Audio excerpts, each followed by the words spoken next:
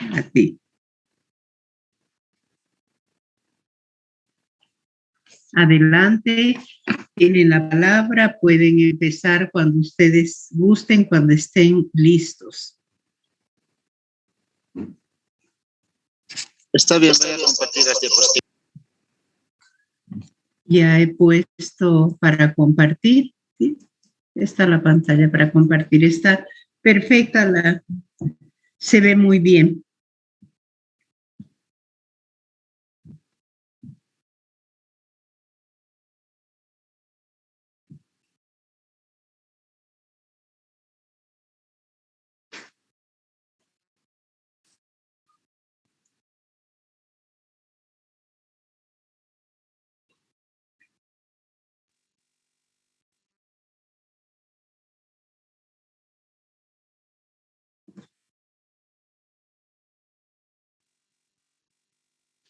Ahora sí. Bueno, doctora, vamos a dar inicio.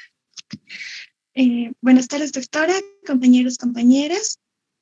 En esta oportunidad vamos a desarrollar el tema sobre lo que es el régimen internacional de las personas jurídicas públicas y privadas, civiles y comerciales. Para esto, tenemos que... la diapositiva, por favor. Para esto, está compuesto por 4 personas, las cuales son el compañero Omar Under. También tenemos... Un momento, por favor, doctora. Se salió de la diapositiva. Listo. Tenemos a los siguientes integrantes, que son Ledesma Lima Omar Under, mi persona, Herrera Quispe Jessica María. También tenemos a Torres Valero Álvaro. Y finalmente tenemos a Vera Santos Kevin Mauricio. Pasamos a la siguiente diapositiva, por favor. Para poder entender sobre lo que son las personas jurídicas, como una pequeña introducción, sabemos que en el orden internacional existen, además de las personas físicas, lo que son las personas jurídicas, es decir, otros sujetos que llegan a adquirir derechos, como las denominadas de existencia ideal, que van a ir desarrollándose durante el tema. Tal como sucede en las personas físicas, una persona jurídica va a llegar a adquirir derechos y obligaciones. También puede contraer lo que sería un patrimonio propio. Y también suelen continuar su vida jurídica después de la desaparición de quienes han contribuido, ¿no?, en su nacimiento, cosa que es totalmente contrario a lo que sucede con una persona de existencia física, ya que su personalidad va a llegar a terminar al fallecer él mismo. Pasamos a la otra diapositiva. Bueno, para poder introducirnos dentro del tema, es necesario mencionar conceptos generales que son los pilares de desarrollo del tema, los cuales van a ser: ¿qué es una persona jurídica? Según Álvarez Roger, quien es autor de la educación financiera, nos dice que son entidades públicas y privadas que van a constituirse legalmente dentro de un Estado, con ciertos derechos y obligaciones, como lo hemos mencionado. Las de derecho público van a representar lo que sería una autoridad en sus funciones, como funciones administrativas, ya sean las municipalidades, los ministerios, y también las de derecho privado, que son de 2 tipos, las cuales son con un fin de lucro y las otras que no tienen un fin de lucro.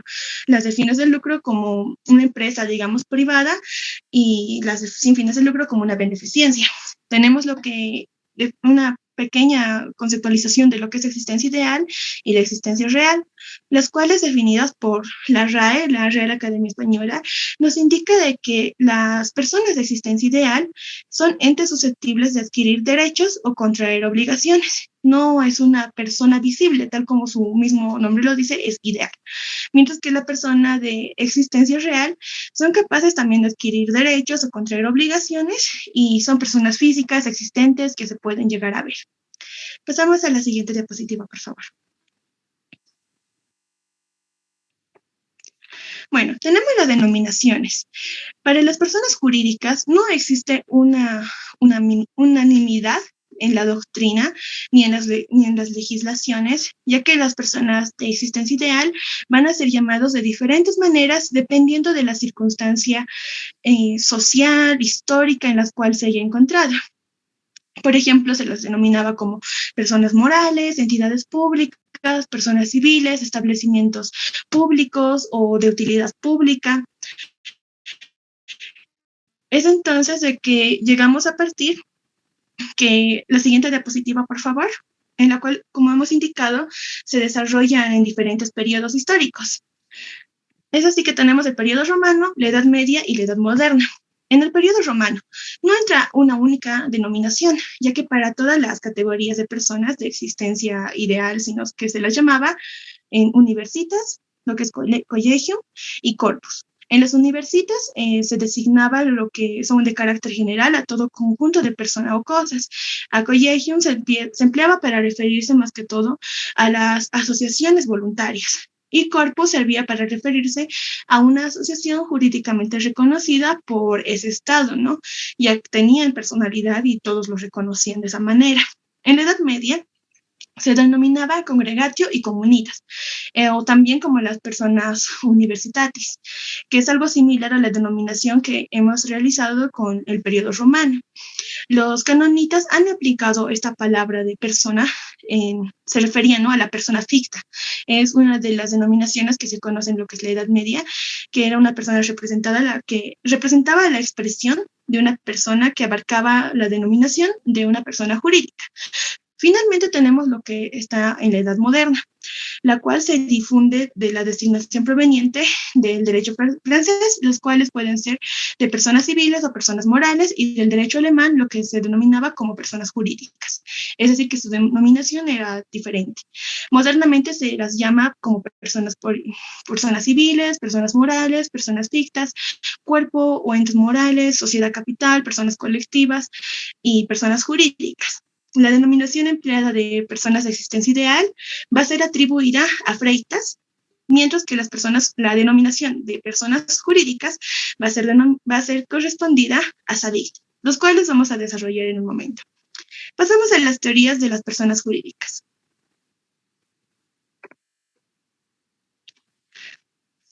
Las doctrinas de la extraterritorialidad de las personas colectivas están influenciadas más que todo por una teoría de la ficción y la teoría de la realidad. Esto llega a ser muy importante ya que son dos posiciones muy diferentes. La teoría de la ficción. Su mayor expositor es Friedrich Karl von Savigny, que fue un jurista alemán, el cual ha nacido en Factory de Meno el 21 de febrero de 1779. El cual ha fallecido en Berlín el 25 de octubre de 1861. Él es el fundador de la Escuela Histórica del Derecho Alemán. En esta tesis de la teoría que enmarcaba, ¿no?, qué es la persona jurídica, él indicaba que es una ficción de la ley. Es decir, que por tratarse de un sujeto de derecho creado por el legislador, es distinto de las personas que lo conforman. Es decir, la persona jurídica no tiene existencia fuera del país donde ha sido creada.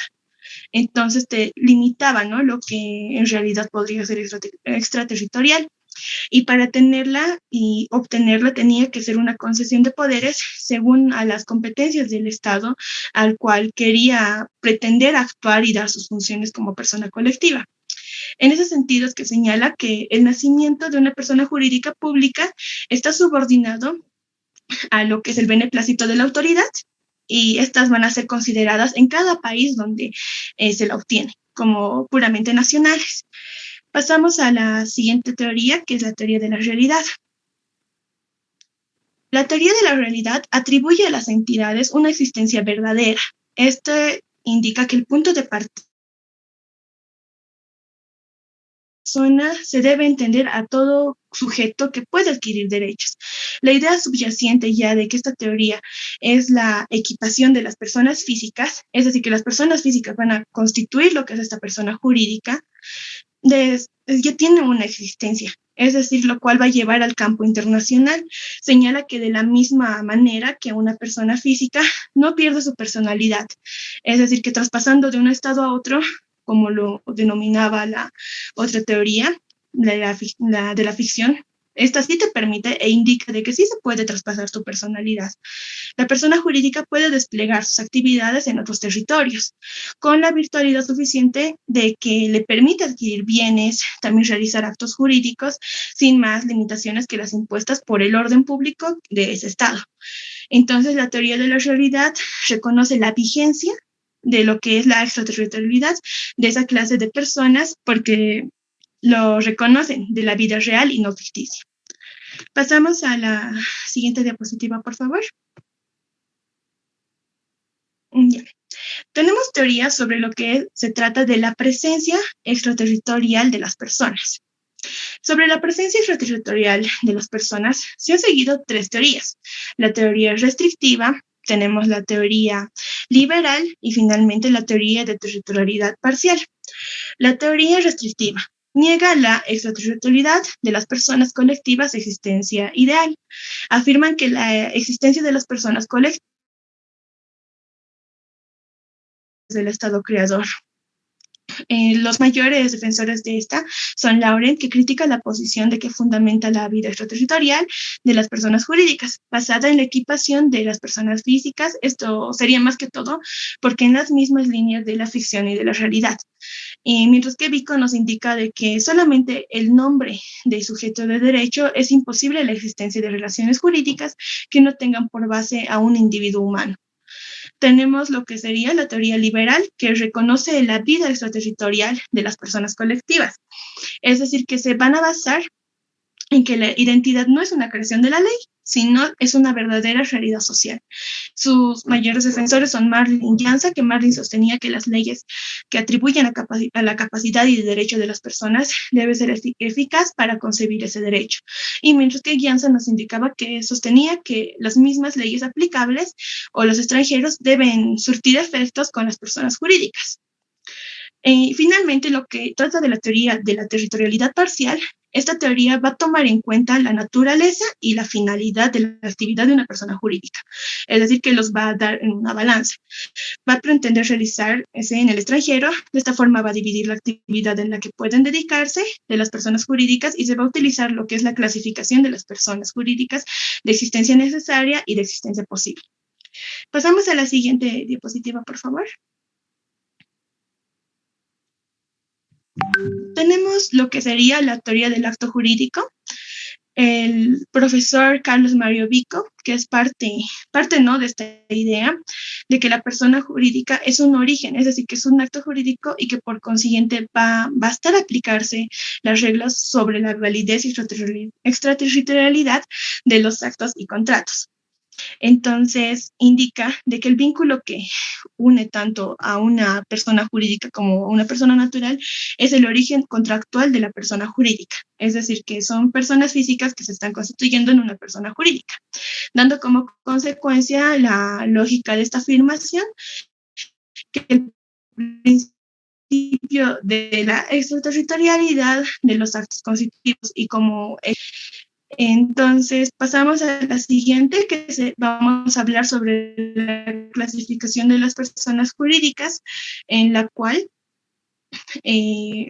vamos a llegar a ver que son por 3, de la misma manera. Tenemos lo cuales son por el origen, por la estructura y por el fin. Primeramente, por el origen. El origen se clasifica por nacionales y extranjeras. También tenemos lo que es por estructura, la cual se va a dividir por corporaciones y fundaciones, y por el fin, que se clasifica en públicas o privadas. Pasamos a la siguiente, por favor. Anteriormente habíamos llegado a mencionar tanto Savigny como Freitas, los cuales van a realizar una clasificación.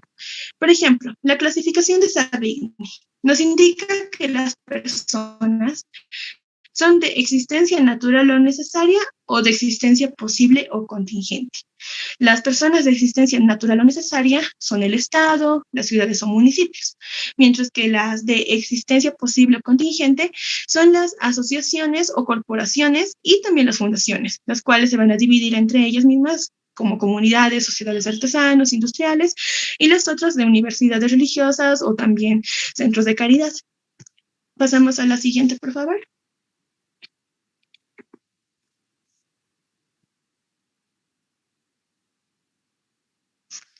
Siguiente diapositiva. Gracias.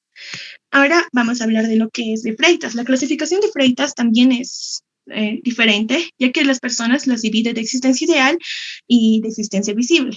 en la existencia ideal son las personas públicas o jurídicas, justamente lo que estamos llegando a abarcar, y también lo que son las personas privadas. Las personas públicas o jurídicas son de existencia necesaria y de existencia posible. De existencia necesaria los dividen en nacionales y extranjeras, y de existencia posible son extranjeras comerciales, las nacionales o extranjeras, y las cuales también son las que adquieren herencias vacantes y representaciones voluntarias o necesarias. Y las de existencia visible simplemente se llega a enfocar en lo que sería el hombre. Siguiente diapositiva, por favor.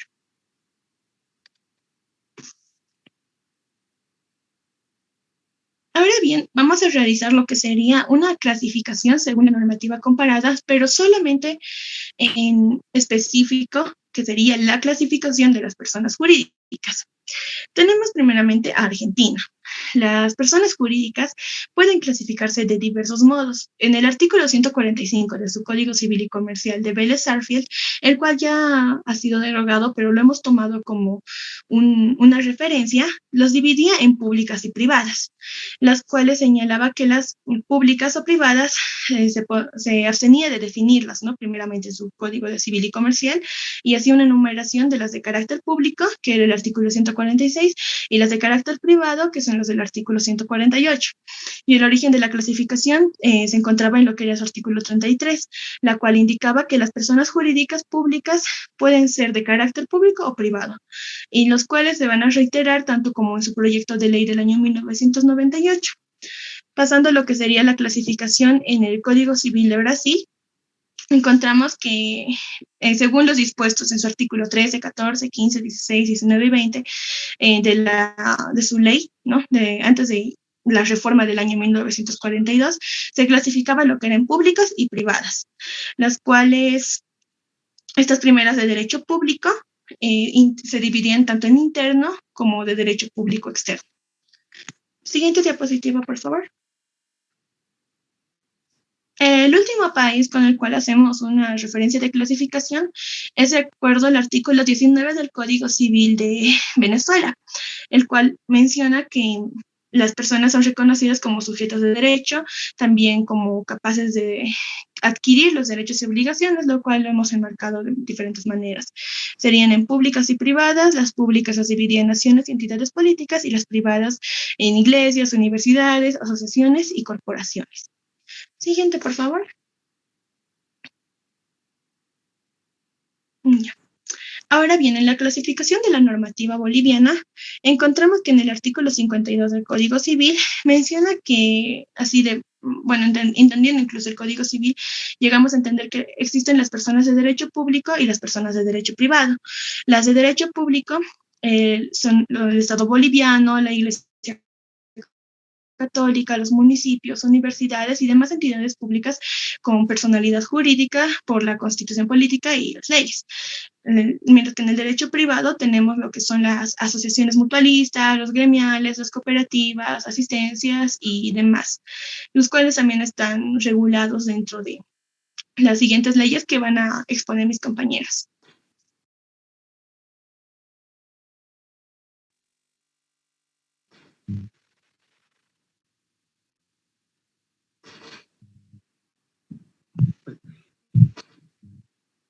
Perdón. Muy buenas tardes, doctor. Muy buenas tardes, compañeros. Yo les voy a explicar la parte de las personas jurídicas públicas. Mi compañera les explicó de una manera general, como introducción, y el principal sujeto del derecho internacional es el Estado. Pero primero definiremos lo que es la persona jurídica, ¿no? Pública. Entonces, van a ser todas aquellas que se presentan entidades estatales que van a cuidar sus intereses, con aplicación en el territorio del país y para los ciudadanos que habitan en él. El Estado, como sujeto de derecho internacional, han surgido diferentes teorías o antítesis que niegan al Estado como sujeto de derecho internacional. La primera es la tesis de Sellen, que nos indica que los únicos sujetos del derecho internacional son los individuos, puesto que una vez disuelto el Estado, no quedan más que individuos, ya sea como gobernantes o como particulares. Pero el problema de esta teoría es que no explica la subsistencia y la continuidad de las obligaciones que tiene un Estado, ¿no? A pesar de toda modificación en la persona de sus gobernantes. La otra escuela de pensamiento es la de las clases sociales de Corvin, que nos dice que al producirse la disolución del Estado, surge la clase dominante como sujeto real de los derechos y obligaciones internacionales. Según esta teoría, la verdadera deudora era la clase de banqueros y los adinerados. Y entonces, cuando desaparecen estos dos, también desaparece la obligación de pagar las deudas. Esto es una doctrina política igual que la que les voy a explicar a continuación, que va a ser repudiada más tarde debido a la forma de fortalecimiento llevada a cabo por la Unión Soviética. La tercera teoría que niega al Estado como sujeto de derecho internacional son las nacionalidades de Mancini, que nos dice que también es una teoría de base política, ¿no? que es tendiente al proceso de unificación y de construcción de la nación italiana, que afirma que los verdaderos sujetos del derecho internacional serían las nacionalidades, es decir, las comunidades de población homogénea, o sea, en virtud de su origen, su raza, su idioma, su tradición histórica. Pero, como crítica, puede decirse que la realidad internacional demuestra la existencia de estados que no corresponden a una sola unidad, sino que son una pluralidad de nacionalidades. Entonces, el Estado, también para ser reconocido como sujeto del derecho internacional, como nos indica la Convención Panamericana de Montevideo de 1933, tiene que ser conformado por cuatro elementos. Uno, que en cualquier territorio determinado hay una población y dentro de esa población se monopolice el poder, lo podemos llamar gobierno, y que aparte de eso cumpla con un cuarto elemento que es la soberanía, aunque no hayan sido reconocidos por la comunidad internacional, ya es considerado Estado y ya es un sujeto del derecho internacional. Hay dos tipos de Estados, ¿no? Y que son muy distintos. El Estado como sujeto del derecho internacional y el Estado extranjero. El Estado extranjero, sí, la siguiente diapositiva, por favor, compañero. Los Estados extranjeros gozan de la Acta Iure Imperio. ¿Qué es la Acta Iure Imperio? Es el acto realizado por un Estado extranjero en el ejercicio de poder público, como por ejemplo la compra por parte de un Estado de indumentaria, puede ser uniformes y calzados para abastecer a su ejército. Aquí hay una contradicción, porque en esta parte, en el ejemplo que les di, lo que tomamos en cuenta es la finalidad pública a la cual se la va a dar para comprar el indumentario o los calzados, porque la finalidad pública es proteger al Estado, pero en realidad sería un acto comercial. Y es lo que nos dice lo que es la siguiente diapositiva, por favor, compañero.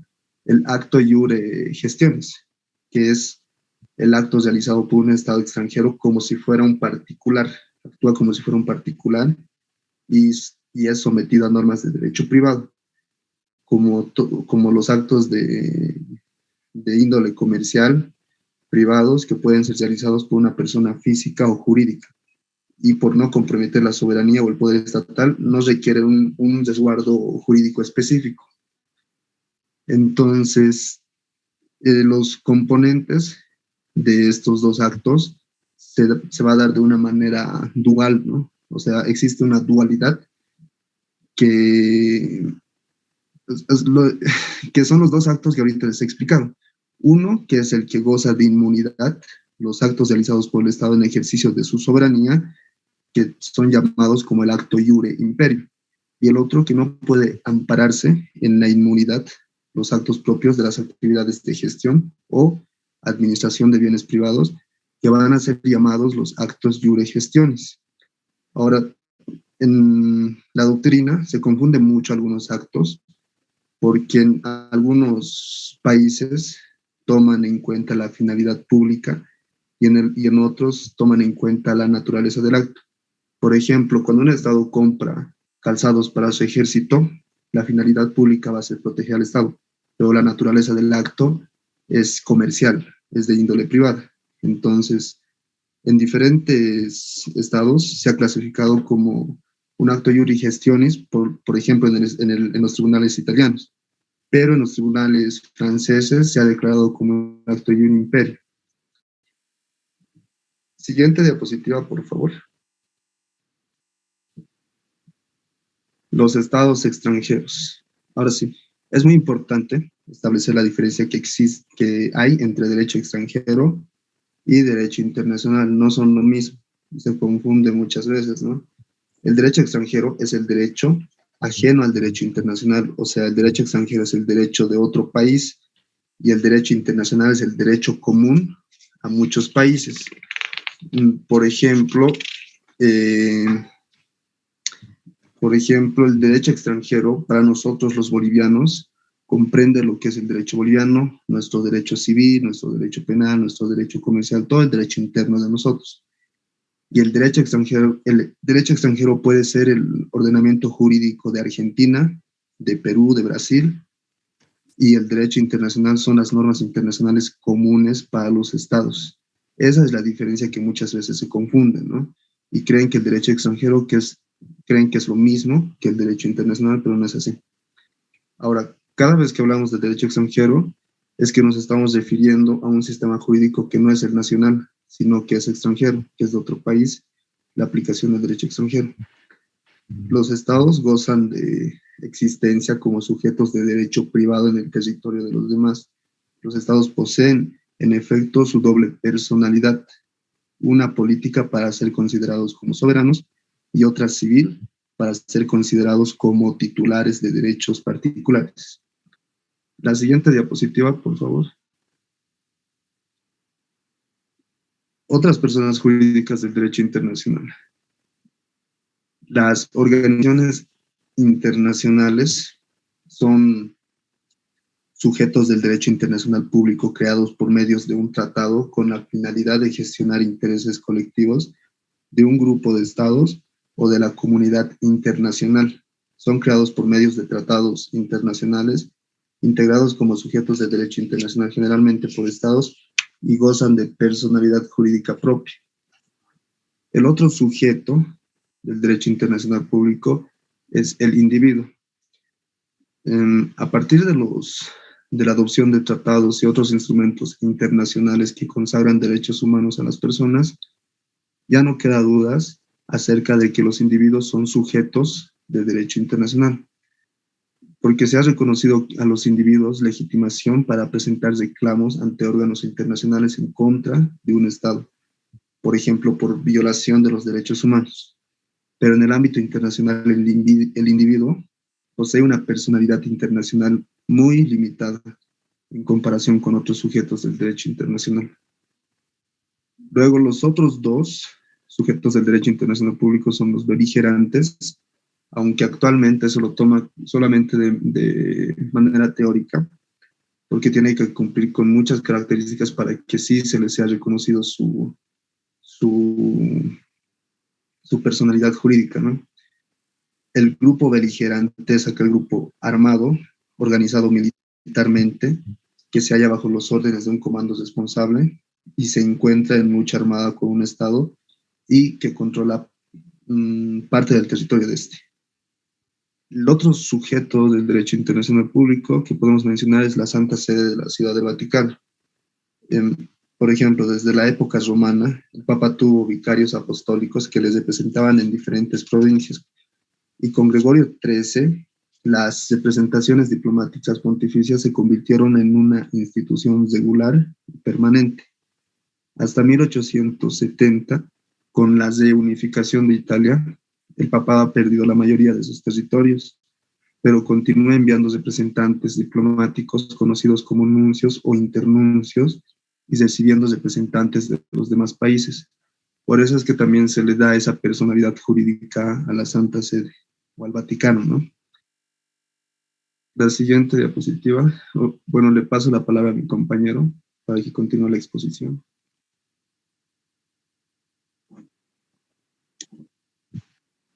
Buenas tardes, doctora. Buenas tardes, doctora. Buenas tardes, compañeros. Continuaré con la exposición de personas jurídicas públicas, pero esta vez con respecto a la normativa que encontramos, ¿no? En nuestra normativa nacional tendríamos primeramente a la Constitución Política del Estado, ¿no? ¿Qué sería? Siguiente diapositiva. Exacto. La Constitución Política del Estado, donde encontramos prácticamente artículos que enmarcan dentro de lo legal a las personas jurídicas, ¿no? Pero primeramente, de manera general, tenemos el artículo 14 de parágrafo quinto, donde señala que las leyes bolivianas se aplican a todas las personas naturales o jurídicas bolivianas o extranjeras en el territorio boliviano, ¿no? Y en su artículo 21, pues las bolivianas y los bolivianos pues tienen los siguientes derechos. En su numeral 4 a la libertad de reunión y asociación en forma pública y privada con fines lícitos, ¿no?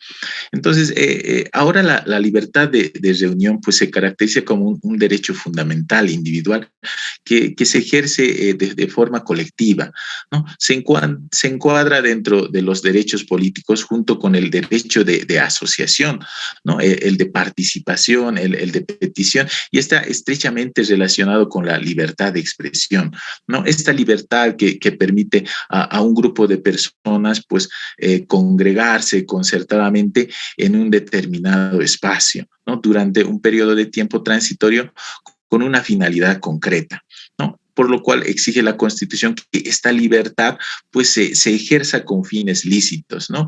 Podemos definir en principio como lícito pues a toda aquella reunión que se celebre de forma pacífica y sin armas y que no tengan como finalidad pues poner en peligro a las personas o los bienes, ¿no? La libertad de asociación pues permite entonces a los ciudadanos pues cooperarse entre ellos para desarrollar una participación tanto como públicas como privadas, ¿no? Con fines lícitos y sometidos a la Constitución, tal como señala el artículo 410, parágrafo 1, ¿no? De nuestra Constitución. Siguiente. Toda esta pertenencia a una asociación pues debe ser en principio voluntaria.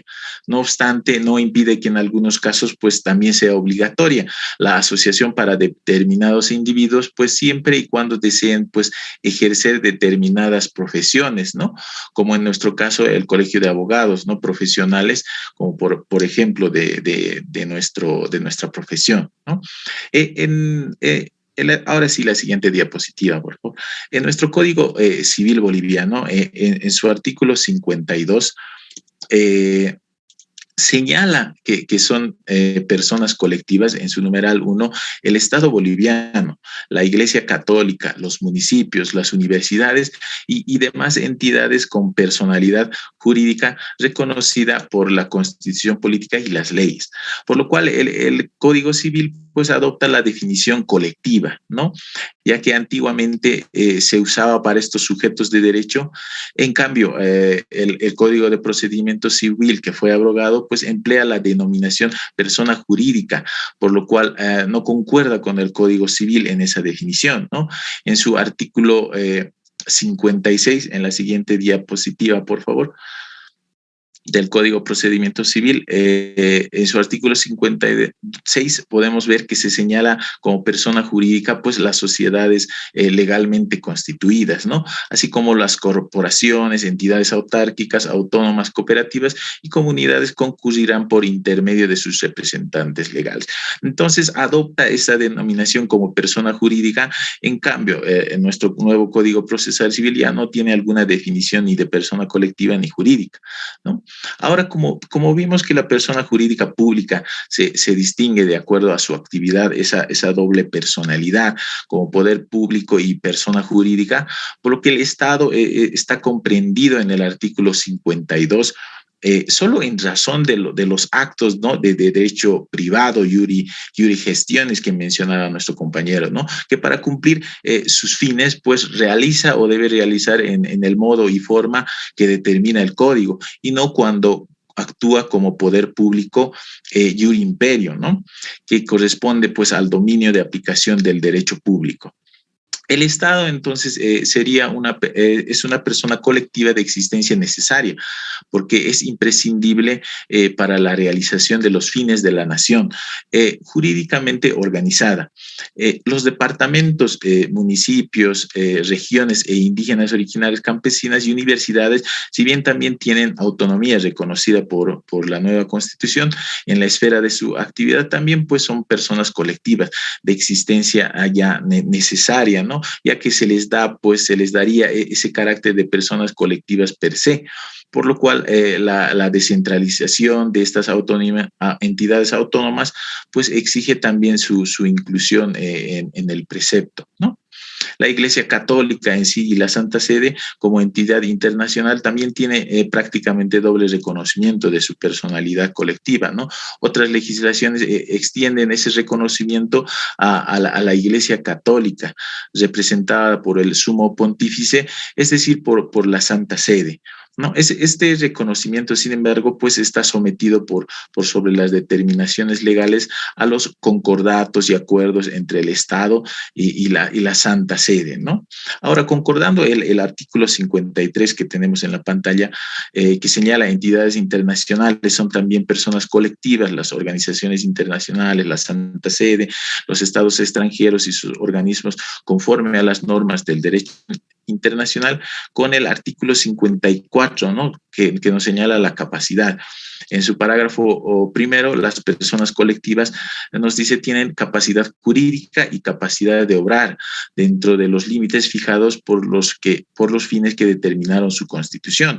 En su parágrafo segundo, cuando establezcan agencias o sucursales en lugar distinto al de su administración, se tendrá también como domicilio o dicho lugar para los actos que realice y las obligaciones que se contraiga la agencia o sucursal. Los estados extranjeros pueden tener propiedades en el territorio nacional, lo que automáticamente pone en funcionamiento el privilegio de la extraterritorialidad, ¿no? Por el cual no pueden ser sometidos a la jurisdicción de un poder extraño sin perder en cierta medida su soberanía.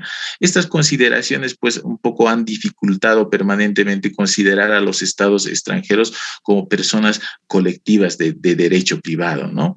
Así, el inmueble adquirido y ocupado en propiedad por la alegación de un estado extranjero, pues se dice que goza de la extraterritorialidad en cuanto protege a todos los miembros de la alegación, ¿no? Y demás personas que habitan en él, porque se supone que viven en territorio de su propio país, pero en su calidad de adquiriente, ¿no? Como persona capaz de contraer obligaciones, pues puede ser demandado también por reivindicación, por ejemplo, ante los tribunales del país en que está ubicado el inmueble, ¿no?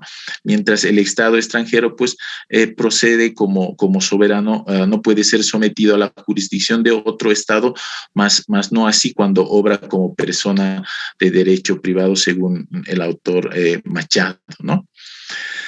Siguiente diapositiva, por favor. Ahora entraríamos a la normativa internacional de las personas jurídicas públicas.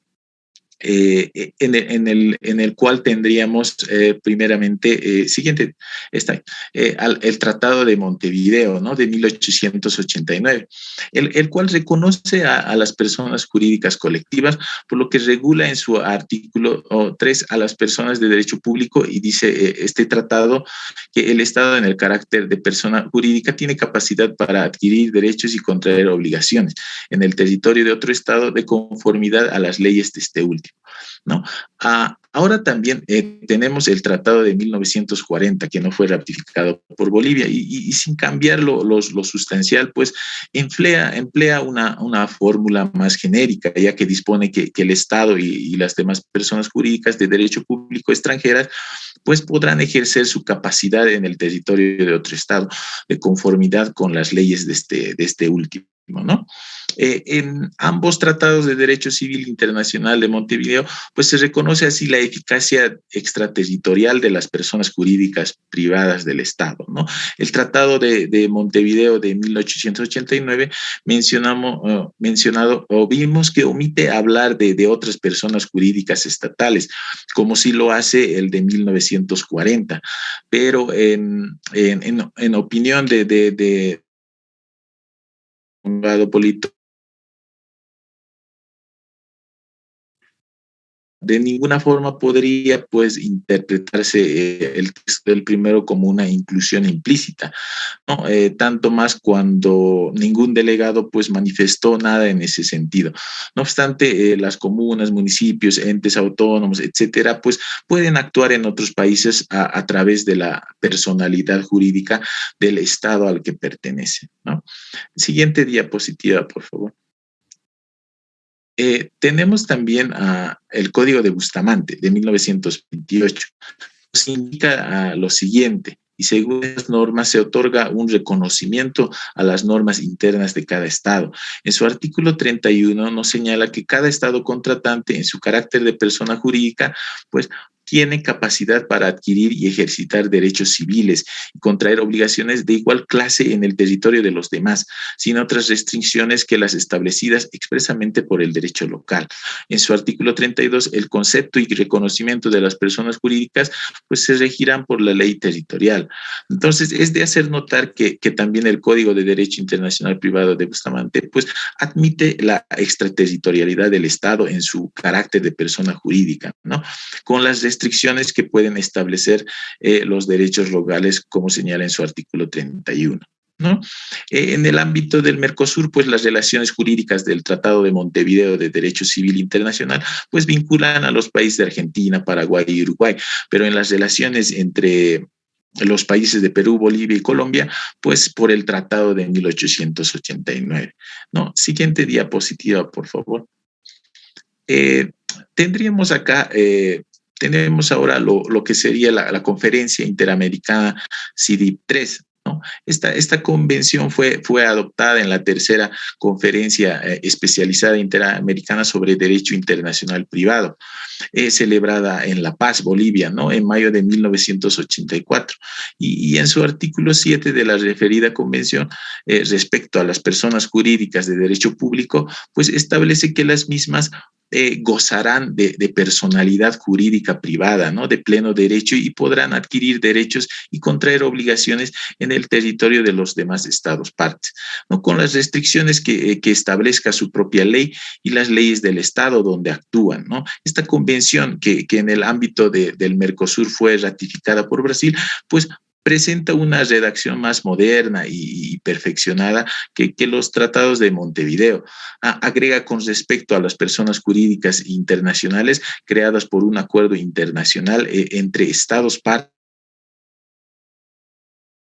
de una organización internacional que como vemos que señala, se regirán por las estipulaciones del acuerdo o resolución de su creación y serán reconocidas de pleno derecho como sujetos de derecho privado en todos los estados partes, tal como señala en su artículo 8, ¿no? Siguiente diapositiva, por favor.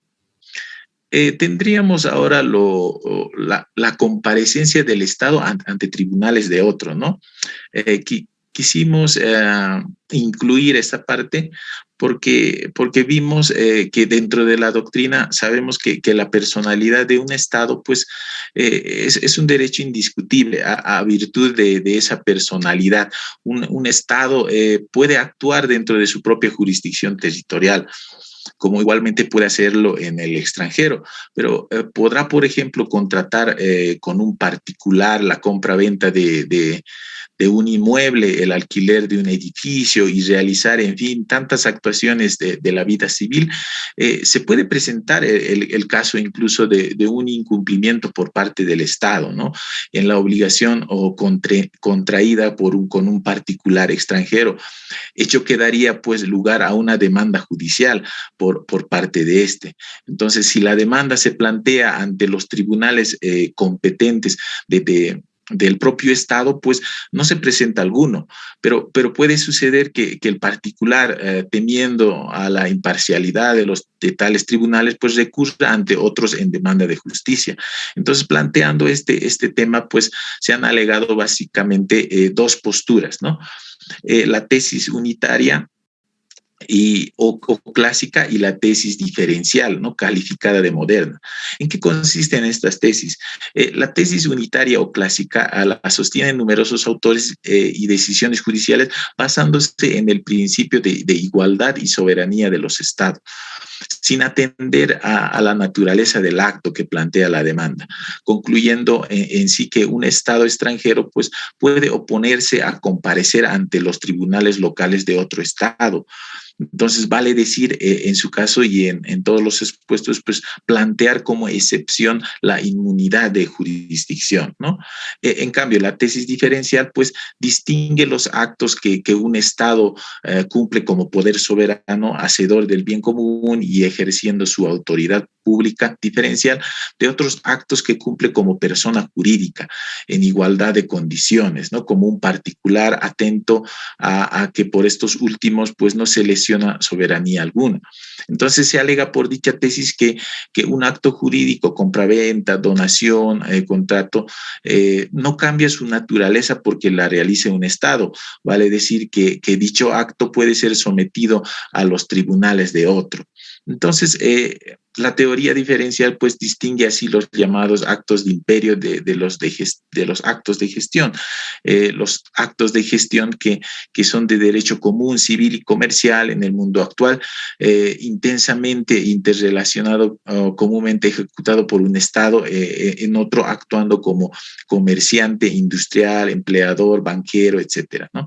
Entonces, bien se ha dicho que resulta inconveniente a la larga porque retrae los intereses particulares, temerosos de contratar con un Estado que primero actúa como un sujeto de derecho privado y luego se refugia en su imagen de soberano para aludir a la jurisdicción local. Entonces, veríamos como ejemplo, tendríamos el caso de un conflicto en Argentina, ¿no? De un industrial italiano llamado Franco Gronda, que en el país de Argentina pues realizaba operaciones bancarias en el Banco Industrial y en el Banco Nación Argentina, ¿no? Vinculadas pues a la instalación de una planta industrial. Entonces la irregularidad en la concertación de estos créditos pues llevó a la justicia argentina a iniciarle un proceso por defraudación. Pero Gronda, lo que ha sido calificado como un caso de retorsión, que es un acto perpetrado por una nación sobre otra en represalia por un acto similar, pues entonces Gronda a la vez entabló ante los tribunales de Milán, Italia, demanda por daños y perjuicios en contra del Banco Industrial, ¿no? Banco Nación y solidariamente a la nación argentina. Entonces, por los perjuicios económicos que supuestamente habría sufrido por sus frustradas negociaciones en el país argentino. Entonces, el tribunal italiano pues acepta como medida precautoria el pedido de embargo de una por entonces muy moderna nave que tenía Comet 4, propiedad de Aerolíneas Argentinas, ¿no? A la sazón, en su vuelo inaugural, pues estaba en Roma y también un buque Río Cuarto de la empresa estatal argentina, que estaba detenido entonces en el puerto de Génova. Entonces, el juez ordena el embargo aplicando la tesis diferencial ya mencionada, ¿no? De la jurisprudencia de su país, interpretando que los actos que había dado lugar a la demanda, pues eran de gestión. Por lo cual, el Estado argentino opuso ante el tribunal italiano la inmunidad de jurisdicción y entonces se ordenó el levantamiento del embargo, porque el tribunal declaró que la solución diferencial puede prosperar cuando también es aceptada contra el Estado contra el cual se ordena la medida. Y ese no era el caso argentino. Entonces, país que adopta la tesis unitaria, por lo cual no prosperó el caso de Gronda en Italia, ¿no?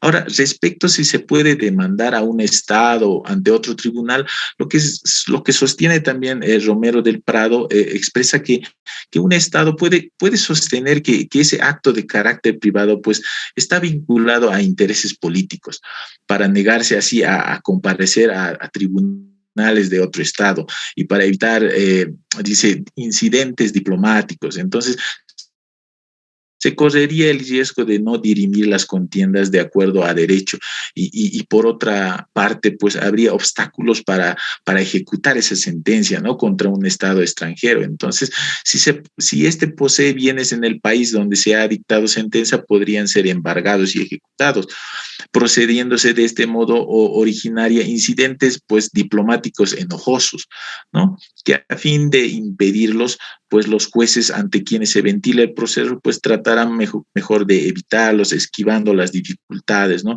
No entrando al fondo del asunto, bien buscará la solución del conflicto, pues recurriendo a medidas dilatorias que constituirían pues una verdadera denegación de justicia, ¿no? Siguiente diapositiva, por favor. Ahora quizás podríamos ingresar en un concepto breve y entrar de lleno a lo que son las personas jurídicas privadas. El derecho de reunirse y asociarse libremente para los distintos fines de la actividad que facilita pues al hombre para realizar ciertas grandes obras, ¿no? Siguiente diapositiva, por favor. Personas jurídicas privadas. Como decimos que tenemos, que las personas pues se reúnen y se asocian para realizar pues estas grandes obras o que en muchos casos o muchas veces requiere pues la concurrencia de capitales enormes e incluso obras que sobrepasan pues en su ejecución la propia vida del hombre. Entonces, por lo cual el hombre se asocia, forma sociedades de una u otra naturaleza que le permite superar pues aspectos negativos, por lo que podemos decir, ¿Puede mostrar el concepto? Exacto. Que las personas jurídicas privadas pues nacen de un contrato o tratado. A través de un contrato su constitución se rige a un ordenamiento jurídico determinado, ¿no? Y a través de un tratado pues se rige a varios ordenamientos jurídicos. Entonces la existencia y capacidad de las personas jurídicas de carácter privado pues se rigen por las leyes del país en el cual han sido reconocidas como tales. El carácter que revisten las habilita plenamente para ejercitar fuera del lugar de su institución pues todas las acciones y derechos que le correspondan, más para el ejercicio de actos comprendidos en el objeto especial de su institución. Entonces se sujetarán a las prescripciones establecidas por el Estado en el cual intenten realizar dichos actos, ¿no? Con eso concluiría mi parte y paso a dar la palabra al siguiente compañero. Muchas gracias, doctora. Muy bien, Álvaro. Gracias. Buenas tardes, licenciada. Buenas tardes, compañeros. Buenas tardes. Ya, como ya ha dado un concepto más o menos a lo que se refiere qué es personas jurídicas, vamos a ver las personas jurídicas privadas en esta ocasión, de acuerdo a la normativa interna boliviana y también de acuerdo al Tratado de Montevideo y al Código Bustamante, a la norma convencional. ¿Por qué no se lo ve a Omar en la pantalla?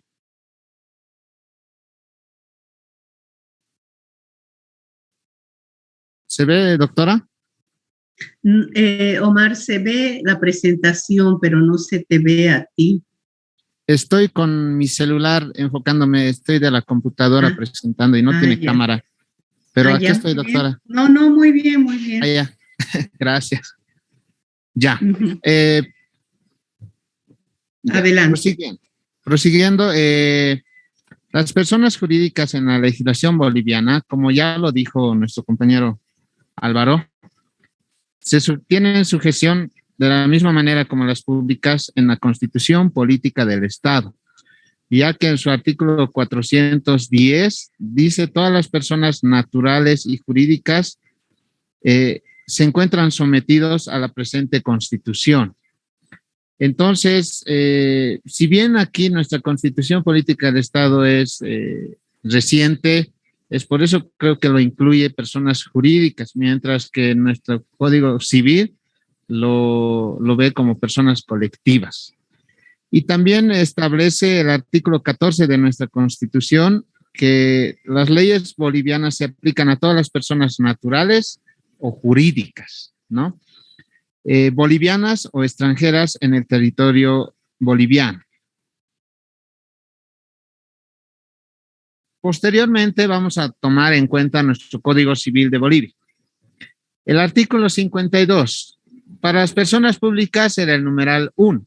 En este caso vamos a leer el numeral 2 y el numeral 3, donde nos dice en el numeral 2, son personas colectivas privadas las asociaciones mutualistas, gremiales, corporativas, asistenciales, benéficas, culturales en general, educativas, deportivas o cualesquiera con propósitos lícitos, así como las fundaciones. Ellas se regulan por las normas genéricas del capítulo presente sin perjuicio a las leyes y disposiciones especiales que les conciernen. Y el numeral 3 nos dice las sociedades civiles y mercantiles también nos hace mención a este tipo de personas colectivas. En el artículo 54 podemos ver la capacidad también que tienen, la capacidad de obrar que tienen estas personas. Por ejemplo, dice, las personas jurídicas sí o sí van a tener una personalidad jurídica, lo que significa eso le trae a que van a tener una capacidad de contraer obligaciones, ¿no? Y estar amparados por la norma boliviana también. Y ese amparo del Estado contempla la capacidad jurídica y la capacidad de obrar dentro de los límites fijados por los que fueron determinados su constitución. Así también el artículo 55 nos dice que estas personas jurídicas privadas que se encuentren dentro de nuestro territorio deben tener un domicilio legal, ¿no? Un domicilio legal, al igual que las personas físicas, ¿no? Por lo que se establece que el domicilio de las personas colectivas es el lugar fijado en el acto de su constitución, o a falta de este pueden tener unas oficinas, ¿no? Una administración en nuestro territorio. Así también el artículo 57 nos habla de que también tienen responsabilidad estas personas jurídicas privadas, tienen responsabilidad por los hechos ilícitos que cometan los responsables, los administradores o los representantes que actúen en calidad de tal empresa.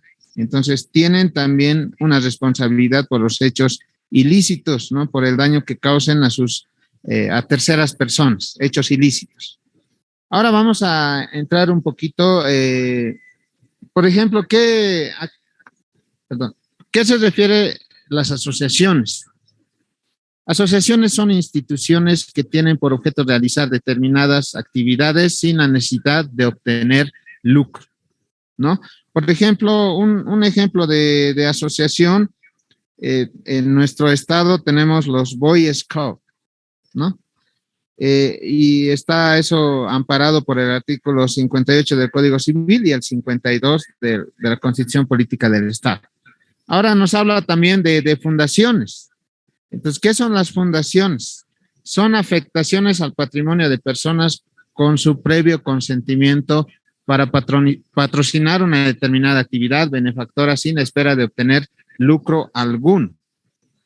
Entonces, por ejemplo, hay la ley de personalidades jurídicas que determina la fundación como una entidad de derecho privado que al constituirse afecta de modo duradero su patrimonio de constitución a la realización de fines especiales de interés general sin fines de lucro, cuyas actividades no sean financieras y que para desarrollar sus actividades obtienen reconocimiento del Estado.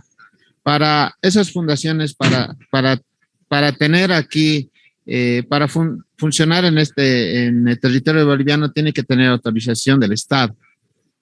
También tenemos las sociedades cooperativas. Estas son personas jurídicas que realizan actividades productivas para beneficio de sus socios y que por finalidad tienen apoyo laboral mutuo y no así la obtención de ganancias. También tenemos las sociedades civiles. tienen la finalidad de realizar un objetivo en común para otorgar ciertas utilidades a sus miembros. Por ejemplo, en las sociedades civiles podemos tener ejemplos, los clubes deportivos, las instituciones benéficas, por ejemplo, hay Sociedad Protectora de Animales, hay la Fundación Cáritas, la Cruz Roja, ¿no? Esas son asociaciones de trabajadores, también sindicatos puede haber, esas son sociedades civiles. También ahí entran los colegios profesionales también, ¿no? De abogados, de politólogos, etcétera. Mientras que en las corporaciones hay también un ejemplo. En Bolivia tenemos la COBORCE, es la Fundación de Corporación Boliviana de Responsabilidad Social y Empresarial. Es una organización sin fines de lucro y creada con el propósito de promover y difundir el concepto y práctica de la responsabilidad social empresarial. Al igual que esas, tenemos diversas asociaciones, fundaciones, cooperativas o sociedades civiles que operan en nuestro país.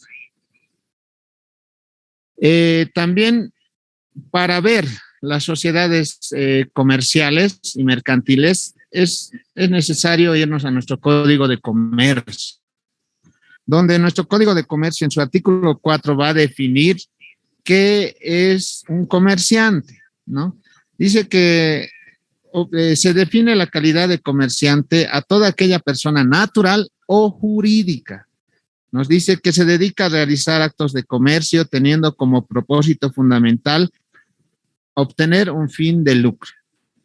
Entonces, en las sociedades comerciales y mercantiles que vienen a funcionar en nuestro territorio boliviano, el fin tiene que ser obtener el lucro, ¿no? Entonces, el lucro es fundamental para la existencia de esas sociedades comerciales, puesto que se reúnen un conjunto de personas, forman una empresa y aquí pueden abrir subsidiarias o sucursales, pero el fin es obtener ganancias también.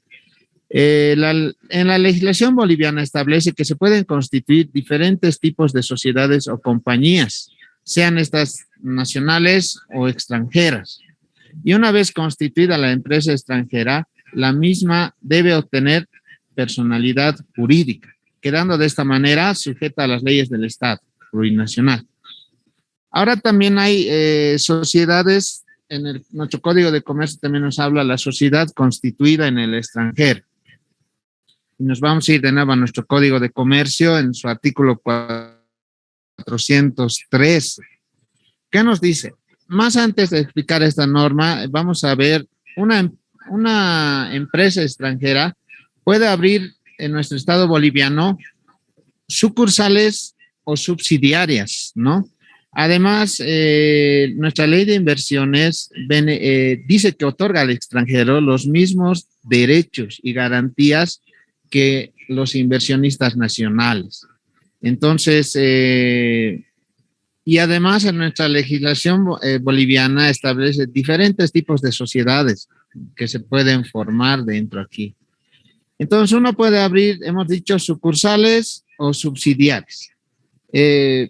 En el caso de una sucursal, abren en este lugar una sucursal, las autoridades suponen, dice que todas las utilidades que esa sucursal genera ganancias, todas esas van a la casa matriz de donde está un país, de un país extranjero, donde está su casa matriz, por lo que están sujetas a un impuesto del 12.5%, nos dice a las sucursales. En el caso de una subsidiaria, dice, no existe un tratamiento impositivo diferente que para que, como nuestras sociedades, tenemos sociedad anónima, sociedad de responsabilidad limitada, entonces ese tiene un tratamiento impositivo. De la misma manera, las subsidiarias de las empresas extranjeras que desempeñan sus funciones en nuestro territorio van a cumplir con esas obligaciones. Ahora nos vamos al artículo 413, que nos dice: la sociedad constituida en el extranjero, conforme a las leyes del lugar de su constitución, se rige por esas disposiciones en cuanto a su forma y existencia legal. Una vez que esas sociedades constituidas en el extranjero vienen a nuestro territorio y quieren funcionar en nuestro territorio, se van a tener que sujetar al Código de Comercio y las demás leyes de nuestro Estado plurinacional. Así también dice en su artículo 417, la sociedad extranjera, para demostrar que funciona legalmente en su país de origen, debe presentar sus documentos autenticados por los funcionarios competentes del país de origen y legalizados por las autoridades diplomáticas consulares en el Estado. O sea, aquella empresa extranjera, aquella sociedad extranjera que quiera hacer funciones en nuestro territorio boliviano, lo primero es que tiene que legalizar sus documentos que tiene en su país de origen. Tiene que legalizarlo. Y después tiene que presentar ante nuestro consulado en ese país. Y una vez ya aprobado, viene a este lugar. Entonces, eso nos exige. Así también el 418. Aquellas empresas, por ejemplo, nosotros tenemos 7 denominativos de sociedades en nuestro Código de Comercio, pero puede haber otras que nosotros no la contemplemos. Pero allá está funcionando así. ¿Qué pasa aquí si queremos implementar, queremos funcionar en el territorio boliviano? Entonces se va ante el juez de partido en lo civil comercial. ¿Para qué? Para que señale el tipo societario a la que la sociedad extranjera se parece más. ¿A cuál se adapta más? ¿Una sociedad anónima? ¿Sociedad de responsabilidad limitada? ¿A qué se acerca más para tener ese tipo societario en el territorio boliviano? Así también nos habla de la sociedad extranjera constituida en Bolivia, está en la obligación de presentar su contabilidad y papeles y registro de sus actos comerciales. Hemos dicho, una vez que funciona en nuestro territorio boliviano, nuestra misma constitución política del Estado dice que todas quedan sujetas a las normas internas, ¿no? A la constitución y a las normas, al Código de Comercio y Código Civil.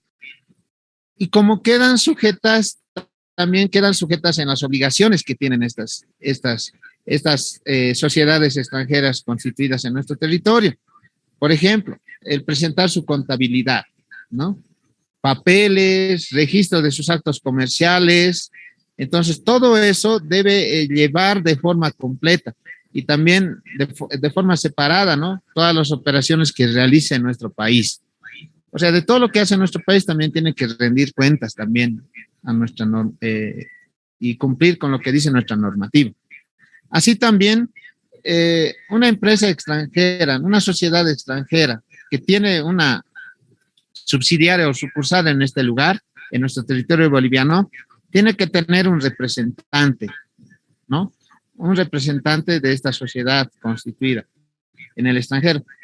Y ese representante adquiere responsabilidades también y obligaciones y derechos que un administrador nacional.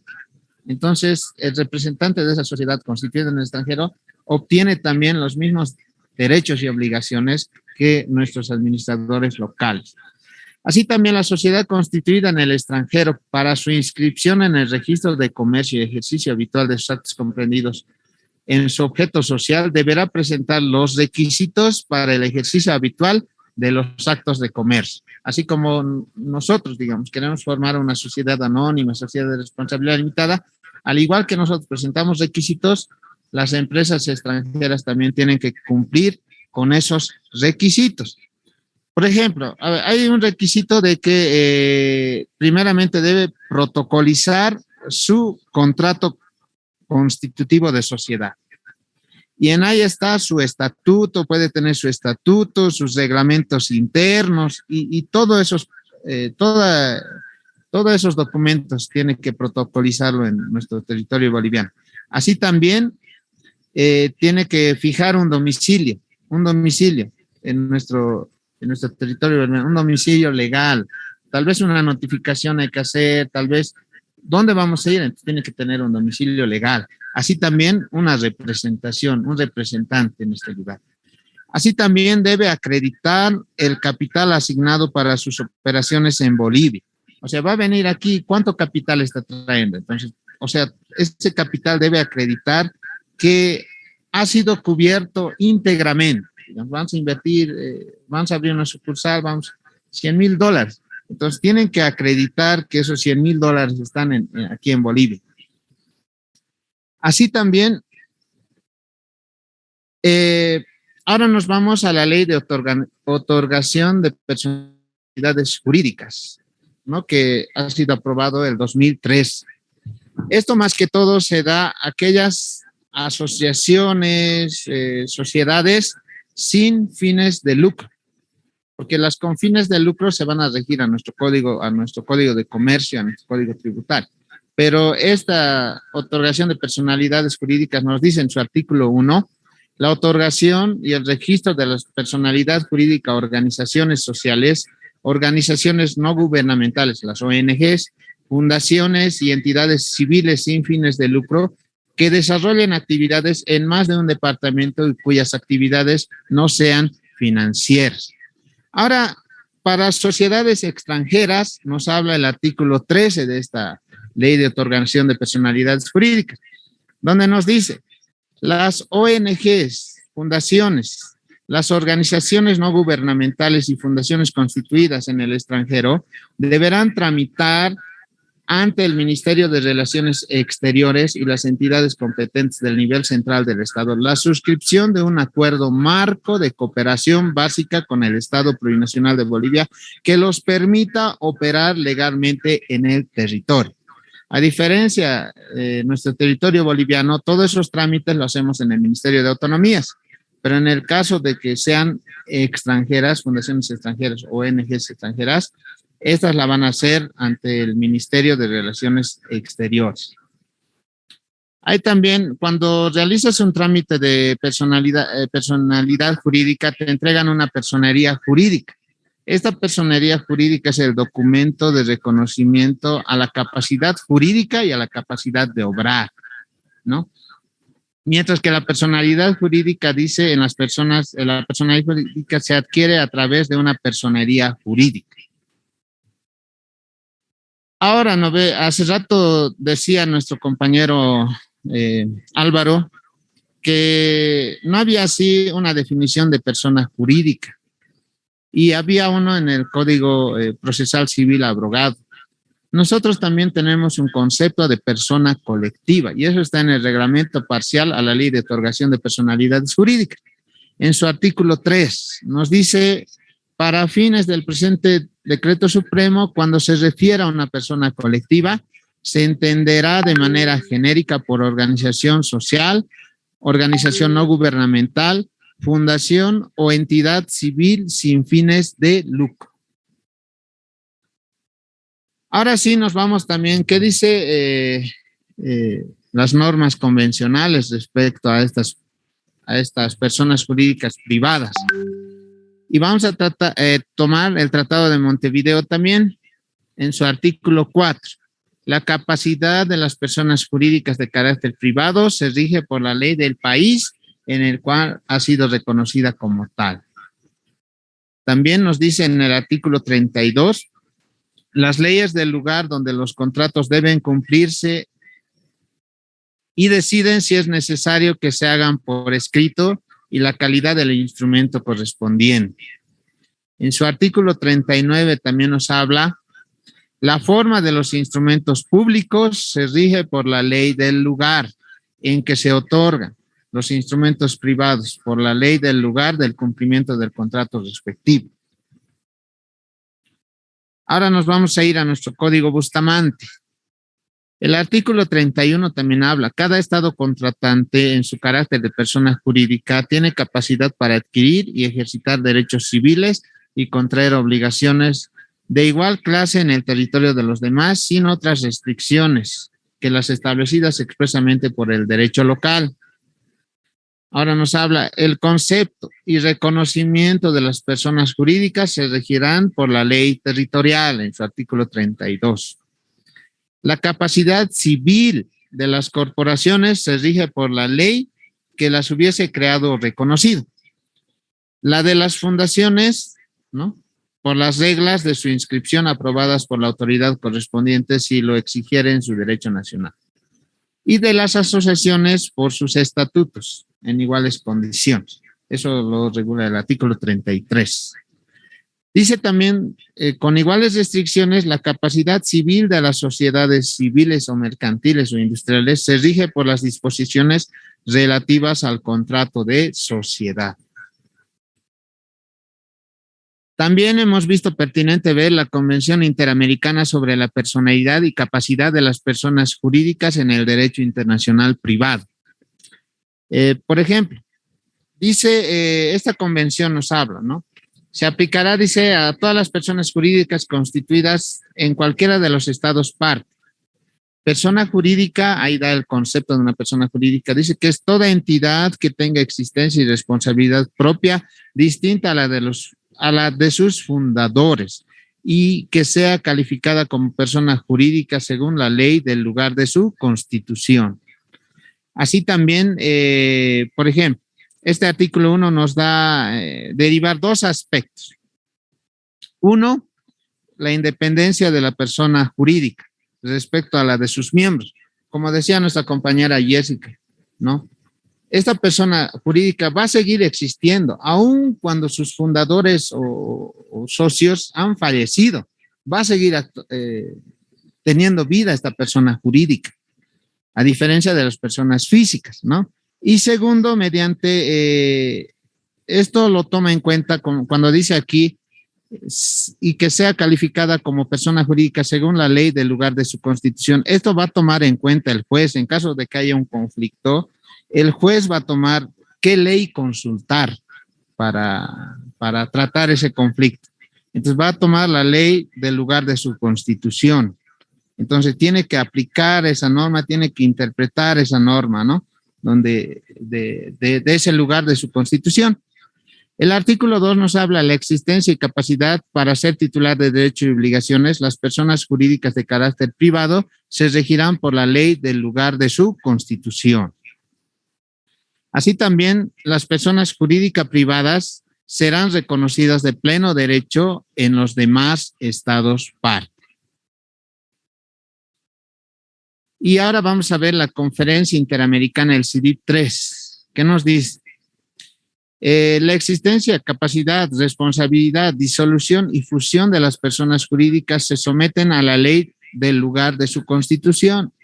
Las personas jurídicas privadas, debidamente constituidas en un estado parte, serán reconocidas de pleno derecho en los demás estados parte.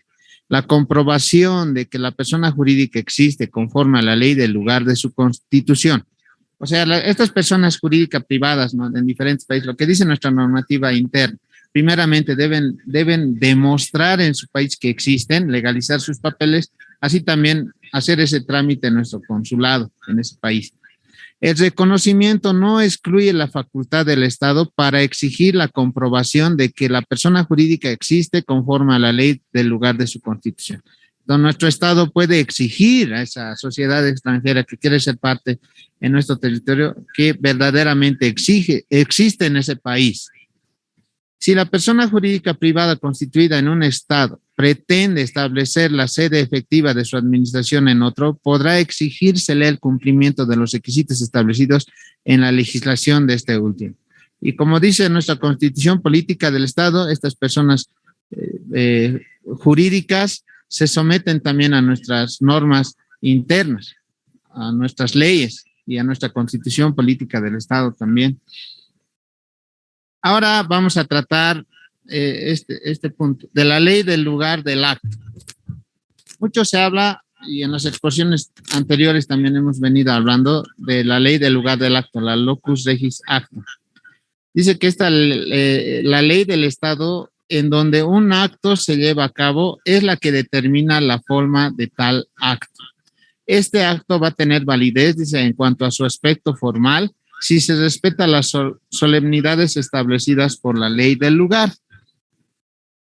Ahora, en nuestro estado boliviano, vamos a irnos, ¿cómo se aplica en nuestro estado boliviano? Por ejemplo, este principio de la locus regis actum dice que esta es una regla, ¿no?, referida a que la forma de los actos jurídicos se rige por la ley de donde se celebra el acto. ¿Y cómo se somete nuestro antes de ver la normativa interna, vamos a ver el carácter de esta regla. Tiene un carácter, primeramente, nos dice facultativo, ya que el fin de esta regla es dar facilidad a las actividades comerciales y económicas realizadas por extranjeros y representado esto como un favor hacia los mismos. Y en segunda instancia, esta regla tiene un carácter obligatorio, puesto que la regla locus es aplicable a todos los actos y por sus características, este debe representar una fácil realización en cualquier lugar de aquellos actos. Ahora también vamos a ver en nuestra normativa interna. En nuestro Código Civil, por ejemplo, en nuestro Código Civil, ¿en qué lugar se menciona esto? Está en el artículo 1294. Ese dice la forma implícita de los procedimientos intrínsecos que deben observarse a tiempo de la formación del acto jurídico se regula mediante la regla locus regin actum. ¿Qué dice el artículo 1294? Documentos celebrados en el extranjero. Los documentos públicos otorgados en un país extranjero, según las formas allí establecidas, tendrán el mismo valor que los extendidos en Bolivia, si se hallan debidamente legalizados o los otorgados por bolivianos en el extranjero ante agentes diplomáticos o consulares de Bolivia. Serán válidos si están hechos conforme a las leyes bolivianas. También debe considerarse para el análisis jurídico los artículos 1143, referido a las leyes que regulan el otorgamiento de los testamentos, y el 1543, documentos otorgados en el extranjero sobre bienes sujetos a registro del Código Civil. En fin, hemos podido exponer las personas jurídicas públicas y privadas. Doctora, eso sería la exposición.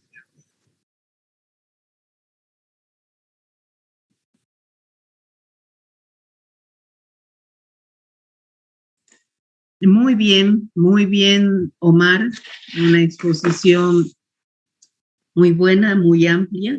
Quiero felicitar a este grupo porque realmente ha realizado un trabajo completo, una investigación muy seria sobre el tema. Me ha gustado mucho. Se ha analizado ampliamente la legislación nacional, la legislación internacional también. Y bueno, inclusive los artículos citados por Omar, artículos del Código Civil que guardan relación con la locus regit actum, es un acierto significativo. Yo les cedo la palabra, aunque ya hemos cumplido el horario de la materia, pero cedo la palabra a quien quiera formular alguna pregunta al grupo, dejando claro que ha sido una exposición excelente. ¿Hay alguien que quiera hacer alguna consulta o que necesite una aclaración sobre alguno de los temas?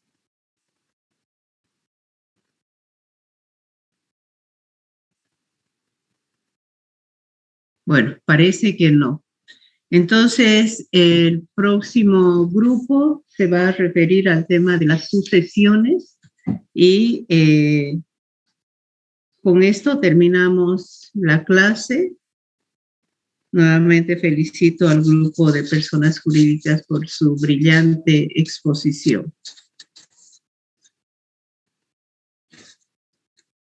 Gracias, doctora. Muchas gracias, doctora. Gracias a